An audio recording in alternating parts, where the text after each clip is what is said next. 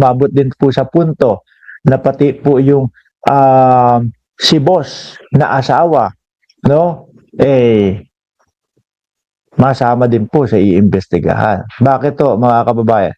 Tingnan nyo naman po. Hindi, parang Pakinggan nyo po, yung mga interview sa kanya, yung mga sinasabi niya, ayan, kakita nyo, kakapasok pa lang po nitong topic na ito, ang sinasabi ni Ma'am Neng Gigi, baka nga involved si Mr. Cabral at masasabit siya sa nakawan, kaya pinapatay niya si Cathy Cabral, kung totoong si Cathy yung namatay. Pakinggan nyo kasi yung mga sinasabi nila. sa akin, hindi. Parang nakita naman nila na ano. So kung ayun na, decision na kami ng mga bata na kung ano yung ano, tapos nag-consult ako sa ano, kasi ako, nakita ko na yung ano.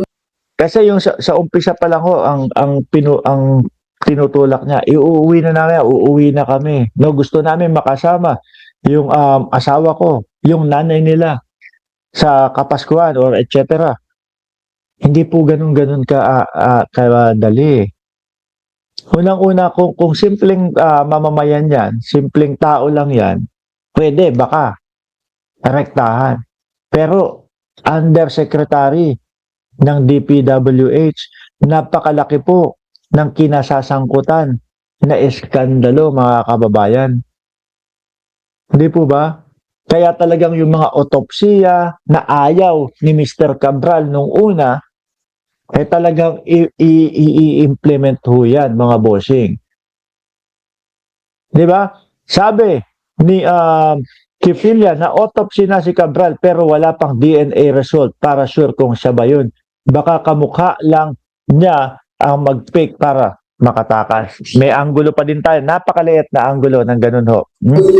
Dati, kung ano yung condition nung pagdating ko dito, sabi ko, kita nyo yung gas-gas na sa paa, saka sa kamay, dito na sa kamay, pagkasabit. Yun lang, sabi ko, ba't kailangan nyo pang ano, wala namang iutim na ano. Bakit pwede mong sabihin na foul play? Tingnan na rin yung ano, tingnan na rin ang... Sabi ni Jazz Magalieto, parang walang peer expression sa mukha ni Mr. Cabral ang pagwala ng asawa niya.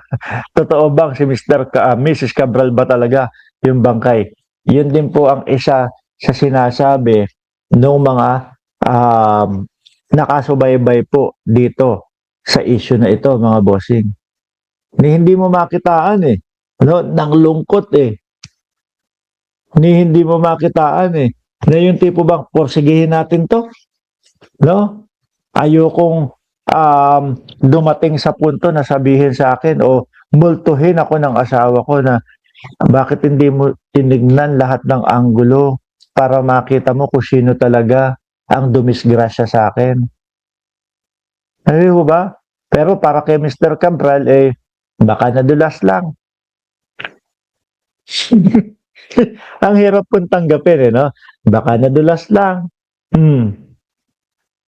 Sa human nature ho, mga bossing, hindi ka talaga basta-basta makakapagsalita o makakapagbigay ng ganun lang, no? Bawat anggulo, ipapahagilap mo. Sa NBI?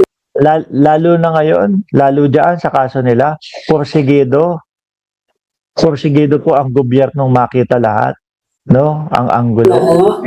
Mediko. Yun, delikta namin, no? Sir, ang ano niyo po ba dito, sir? Naniniwala po ba kayong may pakulak o sinadya?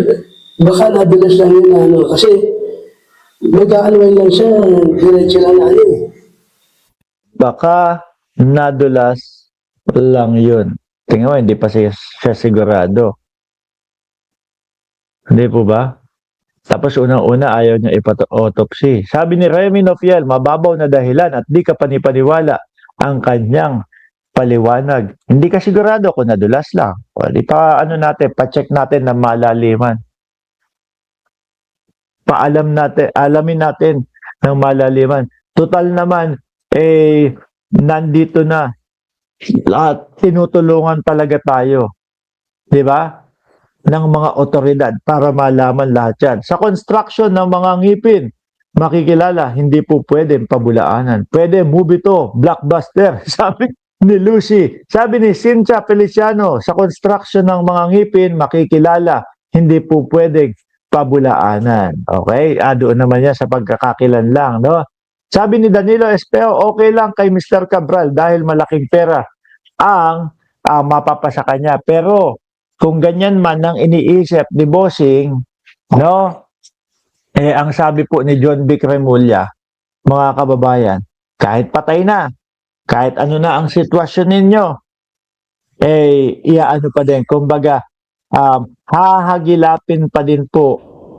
Bakit? Hahagilapin pa na mga napunta sa kanila nang hindi naman mapa sa kanila. O sa pera pondo ng mamamayang Pilipino. Sabi ni Jesusa Bayobo, di man lang nalulungkot ang asawa, parang natutuwa pa, kaya lang din niya maipakita sa tao ang kanyang nararamdaman, nalungkot at saya. Para tanggapin ang asawa ng ganoon lang, talagang nakakaduda, correct? Mahirap po no? Kasi kung ilalagay natin, no, ilalagay po natin sa sitwasyon natin, mga bossing, parang ang hirap po. Hindi po ba? Parang hindi lang ganun yung magiging ekspresyon, hindi lang ganun yung magiging reaction natin. Mga kababayan, no? Madaming kaduda-duda, madaming hindi katanggap-tanggap sa simpleng pamumuhay ng mga tao. Ganyan. Ako nga siguro baka shock pa ako niyan No, baka habang kinakausap ako ng pulis, autopsy natin sir para malaman natin. Sige ho. No, maraming salamat. Siya nagagalit pa, halos magwala pa ho, mga bossing. Ngayon, mga kababayan, eto na po yung eyewitness.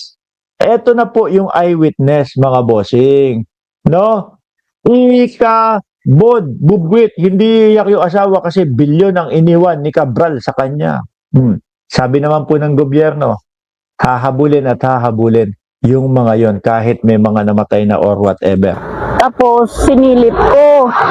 Eto na mga bossing, yung sinasabing eyewitness po, kababayan. Ano? Paano po? Magpapaalam na ako hanggang sa mula. Joke lang ho, kung kailan na ito yung main event na, ano? Ito po, pakinggan ho natin mga kababayan, at ang sinasabi po dito ay